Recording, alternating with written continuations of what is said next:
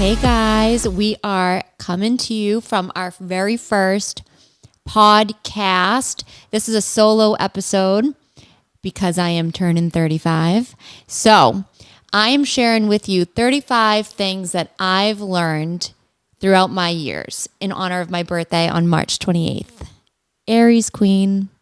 Okay, so the first one that we're starting with is, and I thought of this was a podcast idea, and I thought of it genuinely.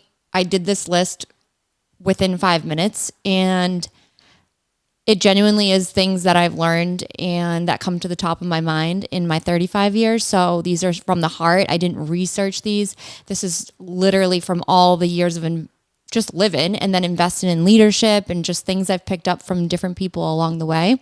So I'm excited to share them with you. And they're just little tidbits, and hopefully you can take something away from it. But ironically, my first one is one of my favorite sayings with anything.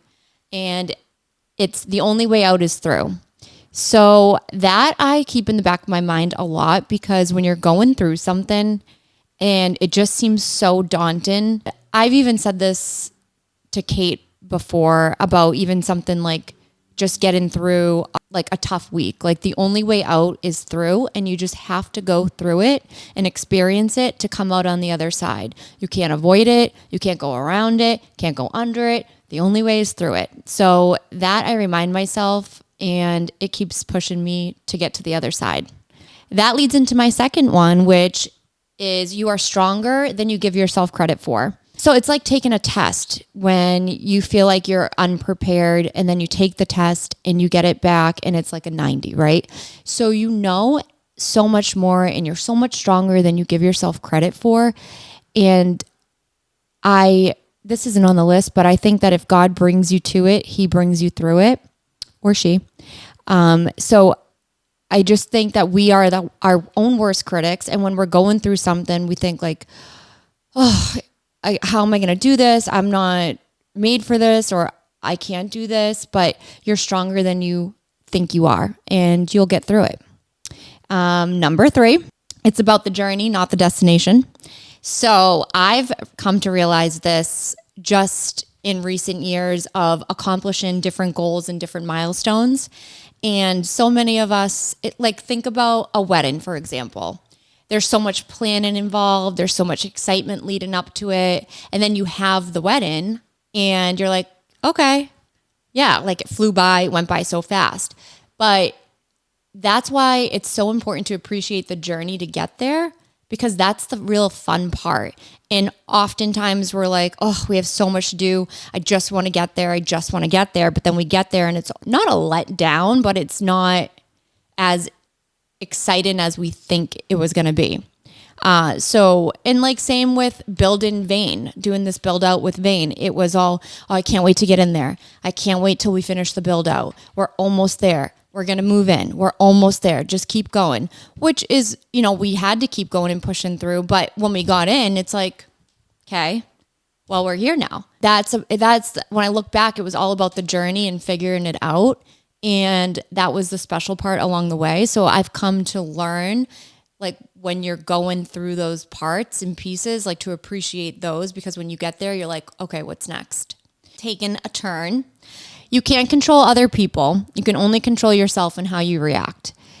So this was one that I learned in a relationship that definitely taught me a lot of lessons and was one of the hardest things that I've ever went through. But you can't control someone else's mood. You can't control how they react to a situation. And so many times we can absorb their mood. And especially when it's like your partner, think about when you're in the room with different people and their energy. Like you can soak up their energy, and it can either bring you down, it can lift you up. But the people that we call, energy vampires, you have to realize that you can do what you want. Like you can have your own mood. You don't have to be doing their mood because they want to just do nothing and be honestly miserable. Doesn't mean that you have to be. It's hard to pull yourself away from that when you're in it. But learning that you're your own person and you're like, well, I don't have to be like that is so powerful. And when you see it, you can't unsee it. can only control how you react. You can't control someone's mood. You can't control life events. You can't control politics. You can only choose how you react and respond. And there's so much power in that. Time doesn't heal a wound, but it makes it easier to deal with. So when you go through something, traumatic, or you lose a loved one, people often say time heals all wounds. I don't think it personally heals the wound, but I think it makes it easier and gives you perspective on how to deal with it. So that's just something that I've learned along the way, where it gets easier with time. Consistency is key. I say this all the time. So small, consistent steps lead to big, impactful changes, no matter what in life. It's not one big movement, or it's not one medicine. It's not one injection that's going to give you that difference, right? It's small, consistent changes. For instance, like at Vein, it's not just about Botox and fillers. It's about facials. It's about medical grade skincare. It's about drinking water, sleeping, eating healthy. It's everything combined, and it's not easy to do, but makes for a big lifestyle change, but it can be daunting and overwhelming if you don't break it down into small pieces. So one day, instead of having your usual soda, you have a soda water, still get carbonation, but you change it. Then you want to start working out, but going for a run seems like impossible when you haven't done anything in 9 months. Okay, just put on your running shoes and watch Netflix. You already did something. You did something different. Then the next day, go for a walk. The next day, go for a run. You slowly build up to it. And when you break it down into smaller pieces, the goals are more attainable. It's about the small things, kind of similar to what I just said, but it's about those small, consistent changes that make big differences. More isn't always better. And that's something that I've come to realize in recent years as well. We always want more. Like most people think of more money, more work, more nice things, bigger house, more real estate. But more doesn't always mean better.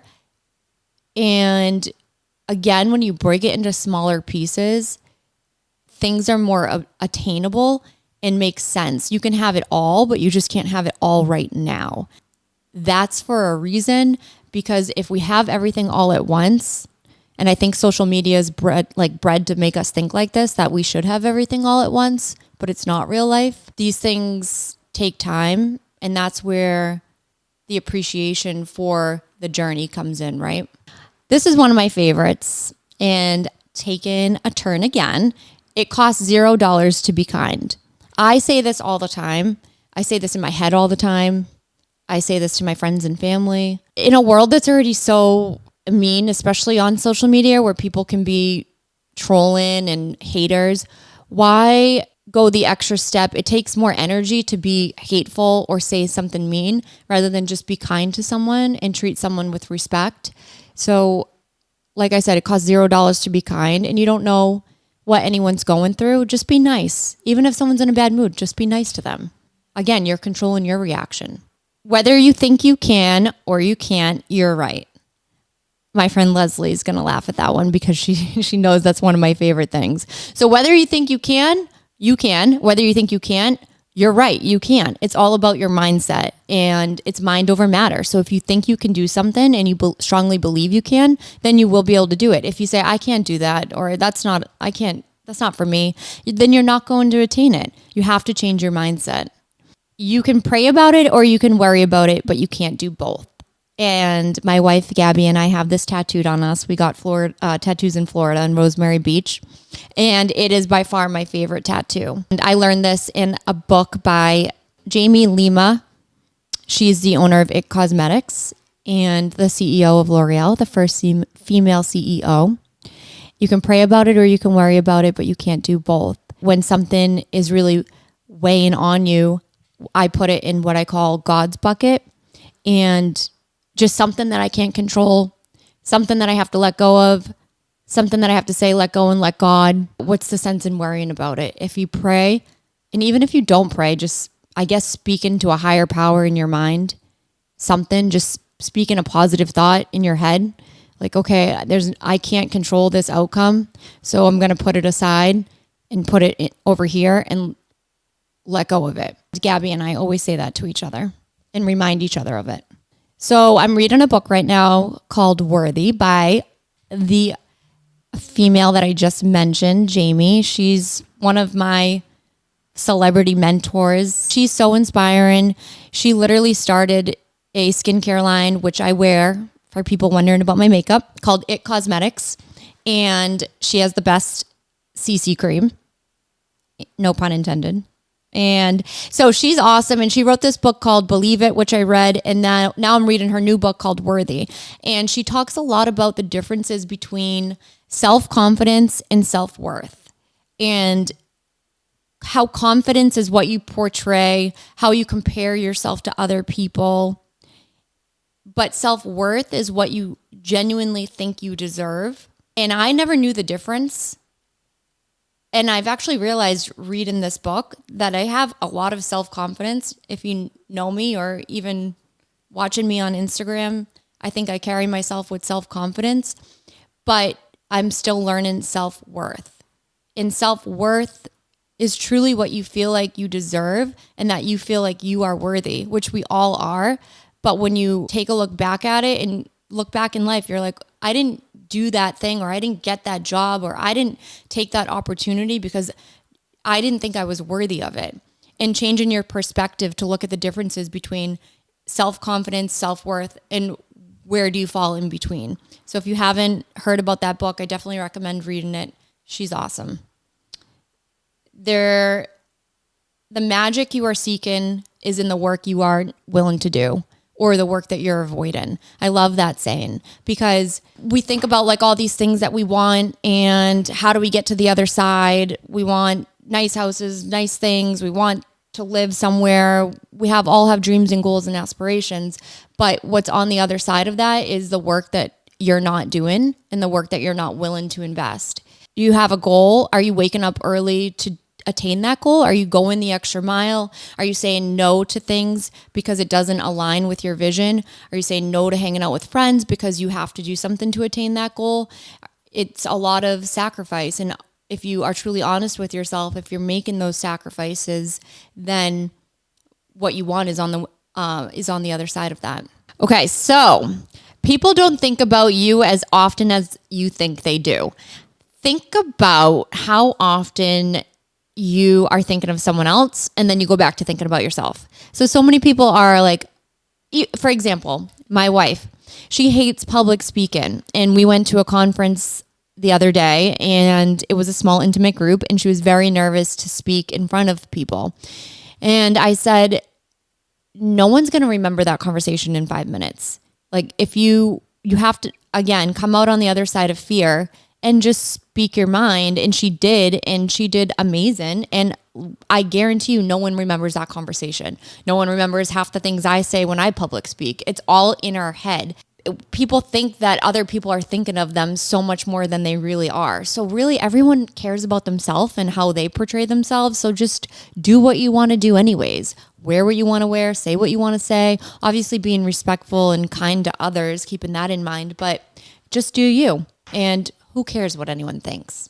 Unpopular opinion, but who comes first? For instance, in my perspective, God comes first, then I come first, then my partner, and then when I have kids, my kids.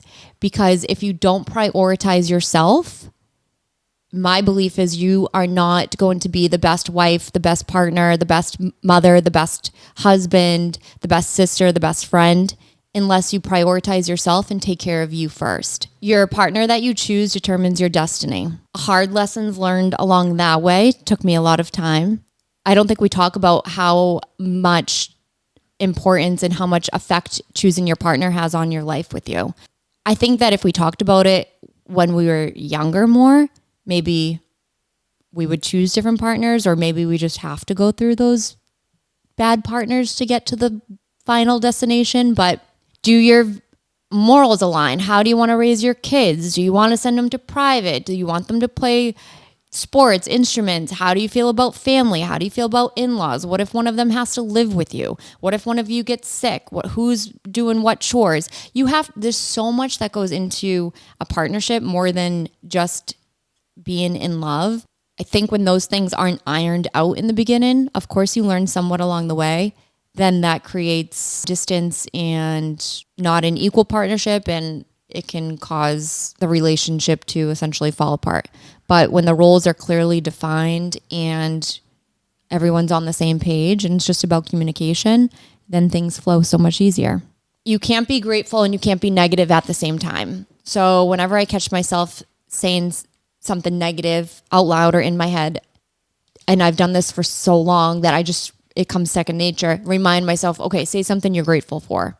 Even if it's something small. I'm grateful that I got to spend an extra hour with Gabby and the dogs this morning, or I'm grateful that I got a great night's sleep, or I'm grateful that I got that extra time at the end of the day or in between patients. Just something so small. It doesn't have to be like big, like I'm grateful for my family, I'm grateful for my health.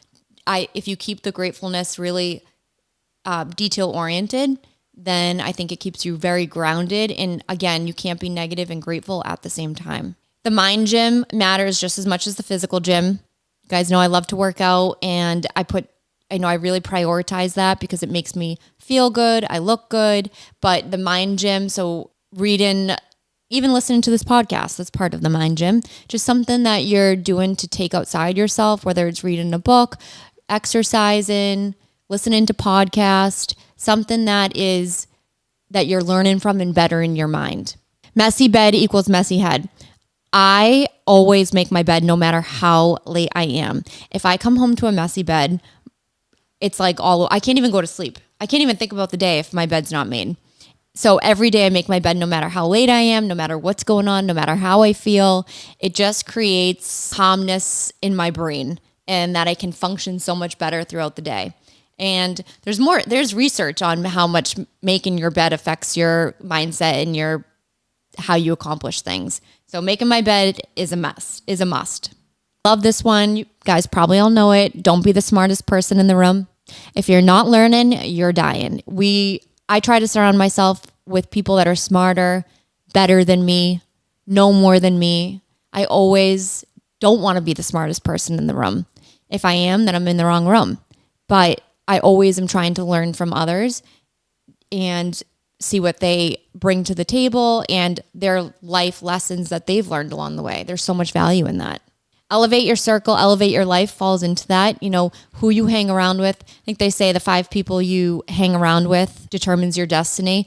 People that align with your vision, that want you to do better, to be better, that don't make you feel guilty for doing more, wanting to be more, or don't have sly remarks that put you down is so important. Sometimes those friendships that you may have had even forever just aren't working for you anymore because they're not aligning with your future. And that's okay. It doesn't even have to be a traumatic end.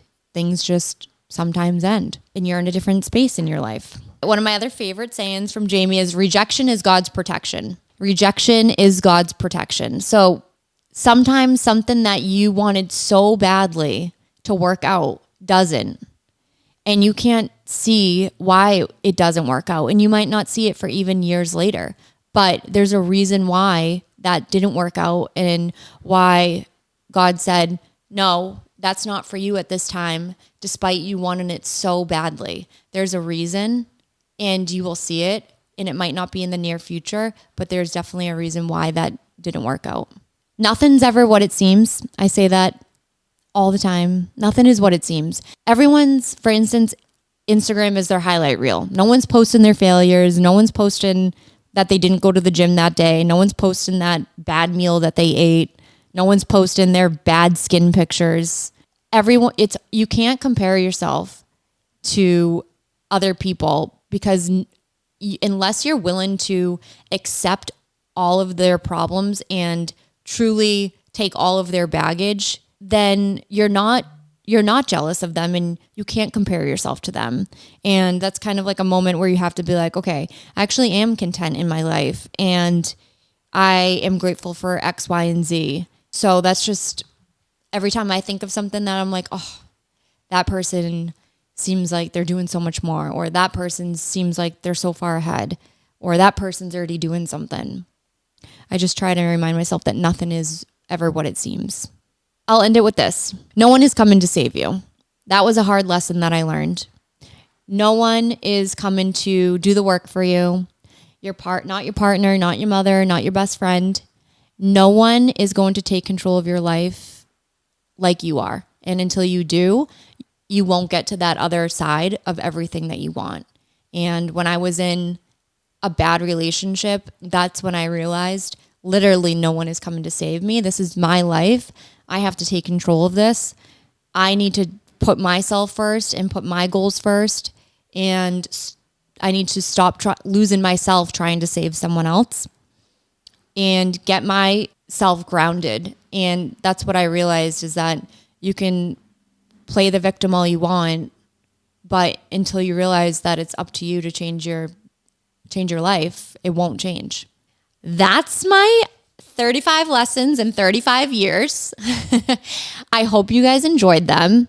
If you have questions or you relate, send me a message. I'd love to hear your stories or any lessons that you've learned along the way. I love hearing about other people's journeys and what they've been through. This was our first episode. So if you have any recommendations, any topics you want to cover, any guests that you'd like to see, anything specific at all, just drop a comment below, send us a message.